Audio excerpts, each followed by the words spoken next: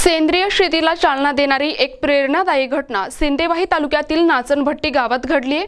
प्रगतशील शेतकरी आणि कृषी महाविद्यालयातील विद्यार्थ्यांनी एकत्र येऊन दशपर्णी अर्क आणि जीवनामृत तयार करून शेतकऱ्यांपुढे सेंद्रिय शेतीचा आदर्श ठेवला आहे।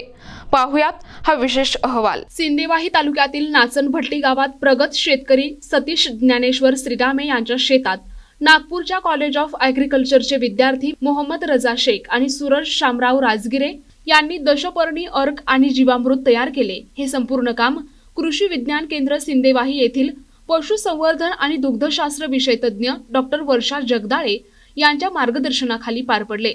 विशेष म्हणजे सतीश श्रीरामे यांनी सेंद्रिय शेतीच्या कार्यशाळेतून घेतलेल्या अनुभवाचा उपयोग करून विद्यार्थ्यांना प्रत्यक्ष प्रात्यक्षिक दिले। दशपर्णी अर्काच्या 11 प्रकारच्या वनस्पतींची पाने, गायीचे शेण, गोमूत्र आणि वडाच्या झाडाखालील माती वापरून नैसर्गिक कीटकनाशक तयार केले। हे अर्क कीटकांवर नियंत्रण मिळवण्यासाठी अत्यंत प्रभावी ठरते। त्याचबरोबर विद्यार्थ्यांनी गायीचे शेण, गोमूत्र, हरभरा पीठ, गूळ आणि माती यांचा वापर करून जीवामृत हे जैविक खतही तयार केले आहे। हे खत जमिनीची सुपीकता वाढवून पिकाच्या वाढीस चालना देते। या उपक्रमात 20हून अधिक शेतकरी सहभागी झाले होते।